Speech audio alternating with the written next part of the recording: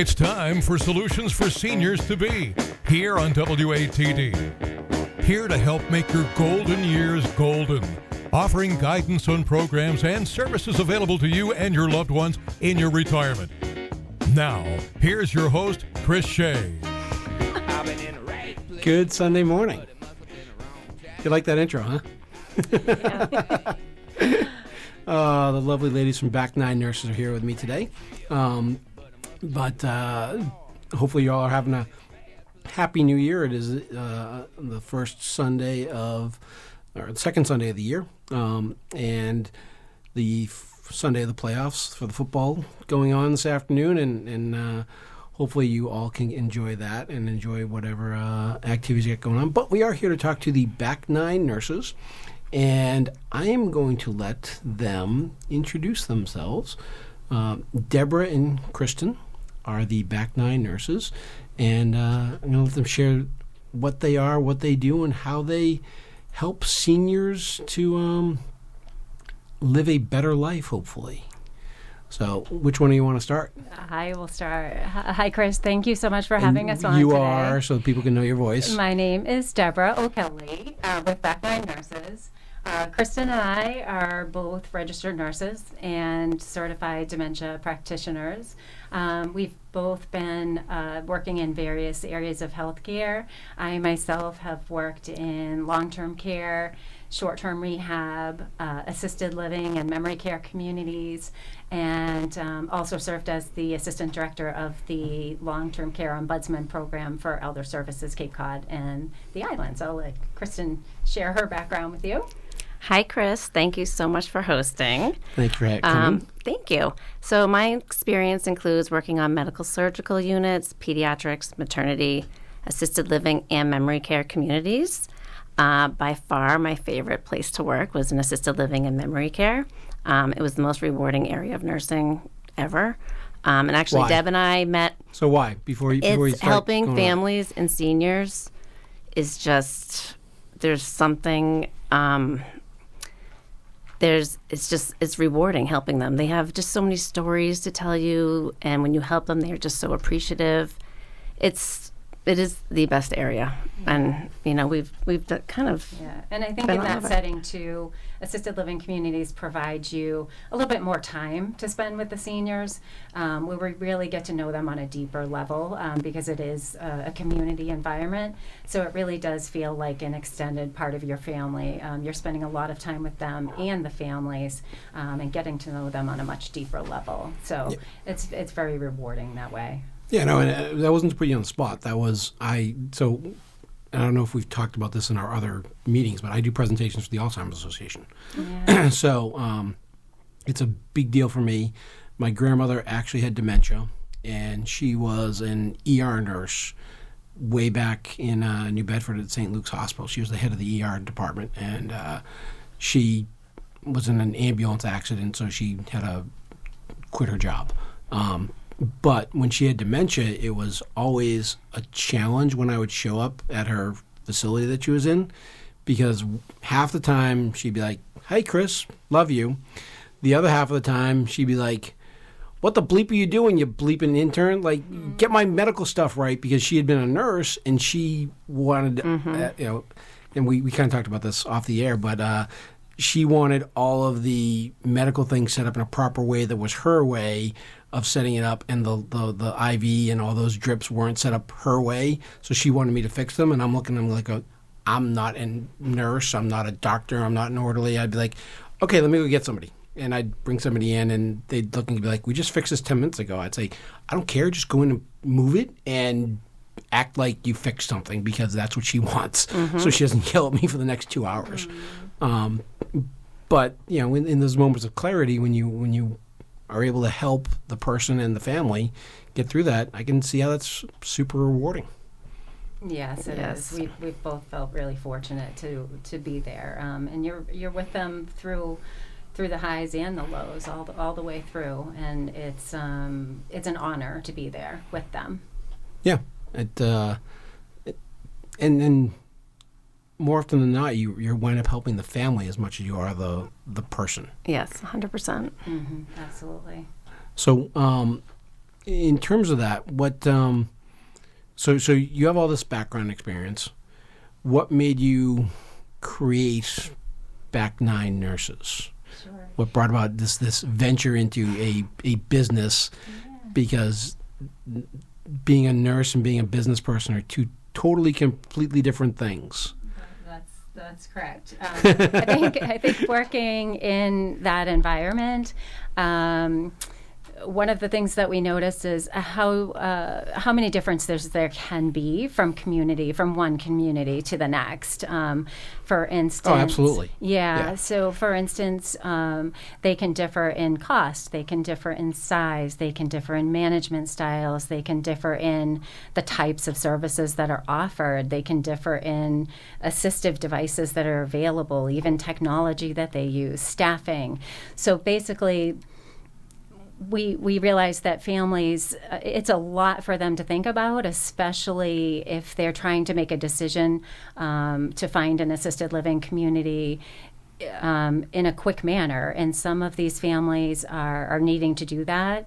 Some of them are trying to make these decisions from out of state, especially if there's cognitive decline, which you just mentioned. Yeah. They can be emotional as well. So. Oh, no, it's not it can be emotional. It is 100% emotional. Right, exactly. I mean, it can be stressful, confusing, emotional, all those things to these families. And we wanted to help them sort through these options, especially not just for their current needs now, but for the possible future needs that could be coming up, and help them kind of think through the process of all those things and try to alleviate some of that stress and worry, and help them sort through those decisions so that they can make the best decision possible, so that senior can find the right fit right off the bat, be able to stay there and remain there and enjoy all the great benefits that there are to assisted living. Yeah, because particularly when people have the cognitive challenges and the kids are making the choices. Right. I know my mother passed away 3 years ago now almost, and she wound up essentially she went from her home to the hospital to an assisted living facility, rehab, and she never made it home. Yeah. Right. Mm-hmm. So, but if we had to get her into a facility, this is 3 years ago. I had no idea how any of this stuff worked. I was completely ignorant. I'm now much more educated, but I am not completely educated. I know that there's a lot that I don't know, and I can just remember back how overwhelmed I was dealing with trying to figure out my mom's health stuff. And I know that other people are the same way, right? Because you don't know anything. You've got these people telling you things at these facilities, and you don't know if they're truthful or not truthful, right? It's really a challenge to filter through what's real and what's a marketing thing, right? And you don't know until actually you get in it. Right. Yeah. So, go ahead. And that's the bonus for us as working as nurses in the communities. You know, we know the types of things that come up on a day-to-day basis for residents. So we knew when it came to helping people with these choices, we could kind of help guide them and advocate them on what their needs are, what their strengths are, what their preferences are, and help align, especially during tours, you know, customizing questions to their specific needs based on what we know as nurses come up on a day-to-day basis, and help them think through those options. Like, can I just throw in an example here? Just Absolutely, please. Make sense of it. So working in these environments, we see things that we know that are going to come up. So for instance, after we do our nursing assessment, we may find that someone's prone to UTIs. So when we would go on the tour with the family and the seniors, we would make sure to ask if they have like hydration protocols, if they have, you know, beverage carts that, and if they have standing orders for UTIs from the physicians. And then we would tailor the questions based off of the assessment from our nursing knowledge and the assessment. So because there's a lot. So take a step back. Back Nine Nurses, you help people find facilities in which they're going to Yes. move into. Yes. Right? Because I don't know if we actually said that at any point in time specifically. I know it. Yeah. People might have been able to infer it, but you never actually said that you help people find a place for loved ones to live in, either now or in the future. Right, so that's essentially what you do. Yes. Right. We have a whole series of concierge services that we provide that help guide seniors and families through the entire process when they are searching for assisted living communities. Yep. And again, that's a challenge because the emotion of I'm putting mom or dad someplace is very hard.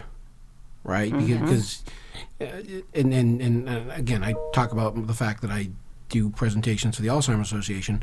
One of the things that comes up in the presentation is, unless there are directives on how the senior wants to have their life, it is extraordinarily stressful, and 44% of people wind up with depression or anxiety because they don't know if they're making the right choice for mom or dad. And having someone there to help, I think would be a fantastic thing. Yeah. We think so, especially that's where the benefit. We think so, especially from the nursing perspective of it, right? And that's where we feel that that's a real big benefit. As we've been trained in assisted living nursing health assessments, which are different from clinical types of assessments. We've been trained in the service plan developments. So we do from start to finish, where we offer the free consultation where families are welcome to call us at any time and talk about their situation. And sometimes families need a compassionate ear. They've been through a lot by the time they call sometimes, and they need to just sometimes voice, what they've been struggling with. So we're there to listen to, what circumstances are going on, what their situation is, and then we can go from there and let them know how we can help them. And we have a whole series that can provide, and starts off with an in-home health assessment to figure out where they're at. What are their needs? What are their strengths as well? Because older adults, they've lived wonderful lives and they want to maintain as much independence as possible. So what are their strengths? What can we help put in there and into their service plan to maintain those strengths, as well as their preferences? And then we take them all the way through aligning them with the best communities that fit, that work with the entry criteria of the assisted living communities. We help compile the paperwork that's involved with moving into a new community. So we'll work closely with the senior and family, as well as the community team members, to gather and coordinate all that paperwork. We'll attend the tours, and just like Kristen was saying, customizing those questions and guiding and advocating during those tours, and bringing up specific examples like Kristen was mentioning, that we know could be important for people. And then also reviewing the service plan before they move in, just to make sure that it includes everything that was found on that initial assessment. Their strengths, their needs, their preferences, their goals. So we take them through all of that. Cool. All right. Well, we're going to take a little bit of a break here, and we'll be right back after this word. Are you fit to retire? I'm Chris Shea, financial advisor with BPS Financial Services in Marshfield. I work with clients to create a 100-day plan that can help get you started so that you can get the most out of your retirement. You've worked your whole life towards your goal of retirement. Let BPS Financial Services put together a plan that will help you enjoy your retirement. Find out how a 100-day plan tailored to you can help you get started in your retirement at fit2retire.com/Chris-Shea, or call 781-733-5996. That's 781-733-5996. And now for my fast red disclosure, as this has been compliance approved. Chris Shea is a registered representative offering securities and advisory services offered through Cetera Advisor Networks, LLC, member FINRA/SIPC, a broker-dealer and registered investment advisor. Cetera is under separate ownership from any other named entity. Located at 752 Ocean Street, Marshfield, Massachusetts, 02050. That's 781-733-5996. So, welcome back. Glad you all could listen to me talk about me and what I do with the Fit to Retire platform. I'm enjoying this half hour here, speaking with Deborah and Kristen from Back Nine Nurses. And I know that when you hear Back Nine Nurses, you might think that they're just nurses, but what they actually do, and I think we talked about this a little bit, is that they actually help people get placed into facilities for senior living. And I know there are a lot of services out there, a lot of good services out there, but one of the things that I know that differentiates you all is that you're both nurses, which means you focus on not just the place and the dollar amount that people have to live in there. In addition to the health stuff that you kind of talked about earlier with the UTIs and some other things, what else do you look at that maybe helps people to actually enjoy their life, right? Because that's part of what this is just enjoying your life at the latter stages of it.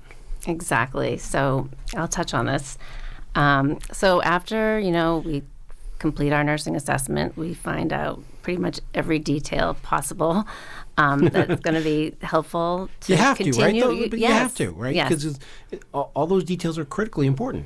So we found this has been really helpful that a lot of people who spent their entire life, whether they were a chef, maybe they were into gardening, or maybe they were a secretary, that many of the communities, especially for memory care, they will provide almost like life stations. So if you were a chef, they may have supervised cooking. So you could be doing the cooking. Or if you were a secretary, a lot of times they will have a desk set up with like an old typewriter, and people enjoy that. That was what they did, and they want to continue to do that. So let them do that, It's a great thing for them to continue on. In gardens, they'll have vegetable gardens outside, and people will, grow these vegetables. That's what they did, and that's what they enjoy. So we want to just keep the continuity of what they did to enjoy it in their later years.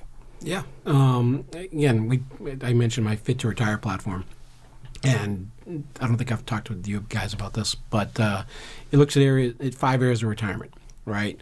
Self-identity, social, health, nutrition, personal relationships, and money. Because as much as money is important in retirement, it's actually one of the least important things to actually live, right? So you talked about what you did as a person before you potentially go in a facility. You still got to figure out who you are as a person when you retire, right? Because, you're nurses, but when you eventually retire from everything that you're doing as a job, you got to figure out what your life is, right? Do you want to be the person that, for me, I know I want to go sailing and be on the water most of the time, right? That's where I want to be when I finally retire, and have that self-identity that's more than just I used to be, an administrative assistant or whatever the case may be, and so I think that if you can help people to find out who they are, you're probably doing a really good service for them. Yeah, we hope so.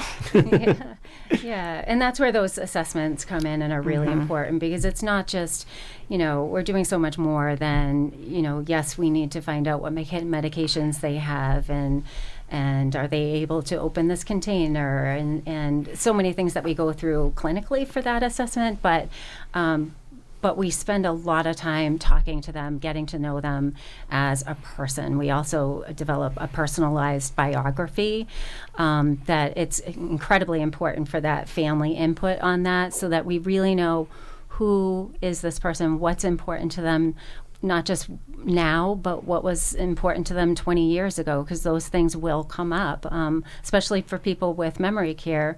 The things that they remember a lot are the things that happened in the past. So it's very, very important for us to get to know who they've been this whole time, so Right. that when care associates are working with them and they might be struggling, they can use those as cues to kind of tap in and say, bring something up and bring up, if somebody's getting up early, they're going to know, like, oh, she used to be a school teacher. She had to get up early. That's right. And they can kind of bring that into the conversation, and it kind of lights up the person that they know who you are.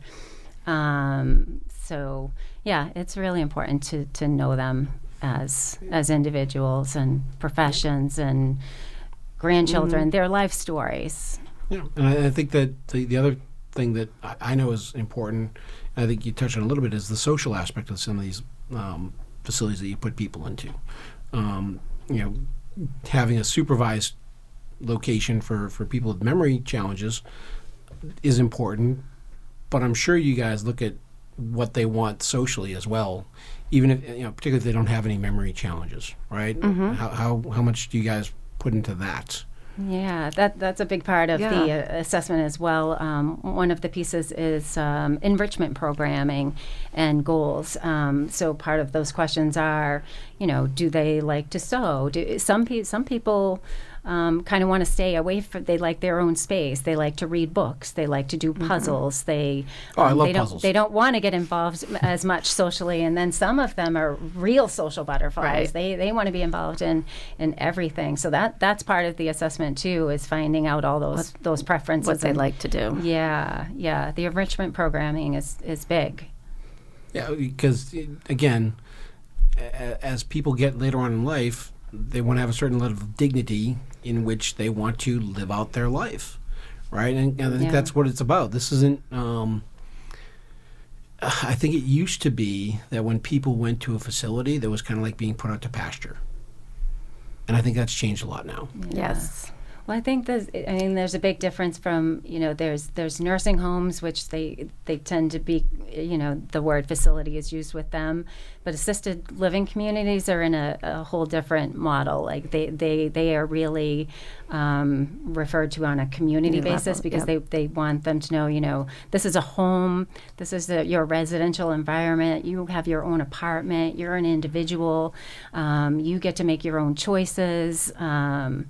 So there's a lot of individuality. Yes, and actually, just piggybacking off of that, we know it is people that are actually thinking about moving into assisted living, or their family might be thinking about them moving into assisted living, that it's just really overwhelming. People are nervous, but there are many communities that offer respite options, so you can go and try it for 1 to 2 months. See if it's for you, and, give it a try. And if you don't like it, then that's great, but you may like it, So respite options are definitely something to think about when the time comes, because it's, change is hard. Oh, change is the hardest thing. Mm-hmm. Particularly when, for a lot of people, if they're in their 70s, 80s, whatever, they lived in the same house for 30 plus years, 40 years. I mean, like I said, my mom, she bought the house that she wound up passing away in pretty much in 1989. So she was there for 30 plus years. We had so much crap that I had to get rid of. It was crazy. But like she and my dad had passed away 4 years before that. So she was tied. She felt that her life was and memories were tied to the home, as opposed to like other things, right? And I can still remember, like, my dad. So I'm about 5'9", 190 pounds. My dad was 6'1", 300 pounds. He was much bigger than I was, and she would try and pawn his clothes off on me to be like, "Hey, Chris, where's some of your dad's clothes?" And I'm like, I look like a clown. Like, this is not fun. Like, I love Dad, but to me, Dad was not his clothes. Dad was, the things that we did together.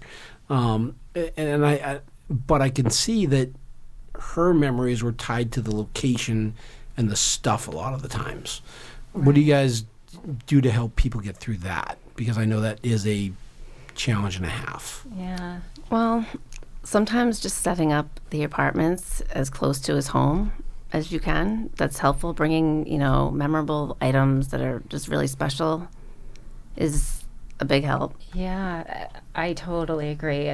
Sometimes people think that because they're moving into a new apartment, they should, and I get that, they think, oh, we should get them all new stuff. Now it's a new setting, let's get them all new things. But just like you're saying, totally agree with you, Kristen, is a lot of times they function so much better if they bring along those things that mean something to them. They've got a chair that they're used to getting in and out of, and it can be a safety thing too. If they're used to getting in and out of a bed that's a certain height, and then you throw in kind of a different component, that might not work so well. So it has to do with the memories, and it can bring in some safety things too, to bring some things that they're used to along with them. I like the pillow top mattresses. I'm a soft mattress kind of guy, and I find that after a period of time, like the mattress sinks to my body, even though I rotate it every once in a while. Yeah. But like the mattress just becomes comfortable, and I can only imagine like in 30 years, 25, 30 years. Now I'll probably have a different mattress hopefully by then, but. I probably won't change from wanting to have that soft mattress, right? Yeah. And I can know that would probably be something that I would want to make sure that I had a mattress that fit me, as opposed to something that was, rock hard. Right. Right. And bringing pictures are a huge part of it too. Oh my goodness. And that's such a great way for the residents to bond with people who work in the communities, because they are so happy to sit down and have conversations and share the memories in those pictures. So photo albums are a great thing to bring along and help them feel like home has come there with them. Well, not just the employees and the people working there, but the other people that live in the community. Residents, yes. Yeah, right? Because, that's a big part of it too. They become friends. And they're so proud to share those memories with their new friendships that they've made. Yeah. Well, too, because like they live in the same time frame. Yes. Right. Like I mean, I'm a child of I was born in the 70s. 80s kid, 90s was college. I've got my certain experiences, but people that were born in the 50s and 60s, completely different. Mm-hmm. Right, like I love the 60s. I grew up on my dad played me all 60s music and stuff, and I would listen to all that, but I didn't live through the 60s. Like I just don't have that experience. Like, people talk about people that are older talk about where they were when Kennedy passed away and was shot. And I'm like, I wasn't even a glint in my parents' eye yet. They hadn't even met yet. So like, I can listen to your story, but I don't have that same connection. And I think that's another big part of the benefit that some of these locations add. Yeah, completely agree. Yeah. So we are unfortunately getting towards the end of our half hour. Imagine that. You ladies were a little concerned we'd be able to talk for half an hour. But if somebody was looking to get a consultation with you, which you've talked about a few times, sure. How would they go about that? So we have a website where they can click on a link to book a consultation with us. Our website is BACKNINENURSES.com. And there is a link on there to book a consultation with us. Our email is also on there. And they're also welcome to call us at any time as well. Would there be a phone number and an email address that you could give as well? Yes. The phone number is 508-737-4277. And you can email us at info@back9nurses.com. Great. So that's some great way to get in touch with you. Any final takeaways now that we have like about a minute left? Yeah, we just want to emphasize how strongly we feel about community assisted living communities being wonderful places to be, and that there are so many options, but we want people to know that there are options out there to help them through that process, and they are welcome to have a representative like ourselves or someone with them to help advocate and help them guide them through this process. Yeah, because it can be overwhelming and challenging. Yes. And sometimes you don't know what the questions to ask are, right? Yeah. And Right. it's nice to have somebody in your corner that can help you out. Right. Right, exactly. So this has been wonderful. Thank you, ladies, for attending and helping me on this Sunday morning. We are now going to be kicking it over to the car guy here in just a couple of seconds on Sunday morning on WATD. Everybody have a wonderful rest of your day and a wonderful rest of your week. Thank you. Thanks so much. You Thank too. you.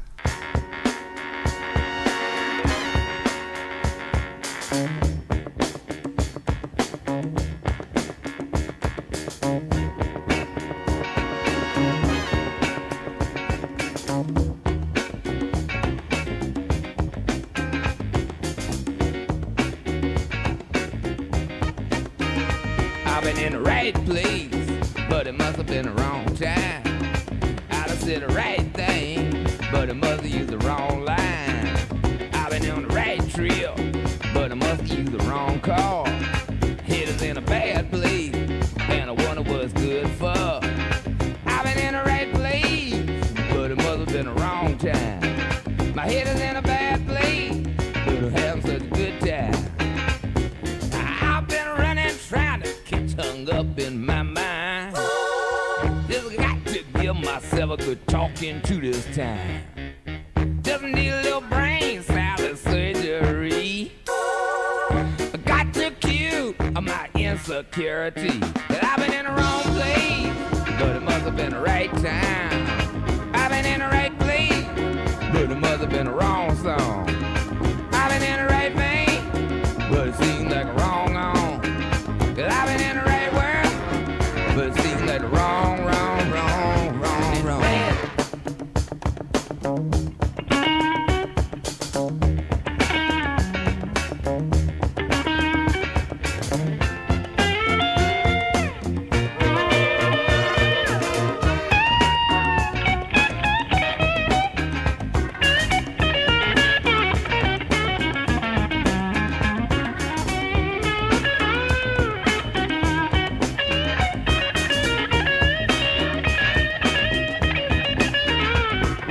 Slipping, dodging, sneaking, peeping, hiding out down the street. See my life shaking with every who I meet. Refried confusion is making itself clear. Wonder which way to go to get on out of here. Cause I've been in the right place, but it must have been the wrong time. And I done said the right thing, but it must have used the wrong line.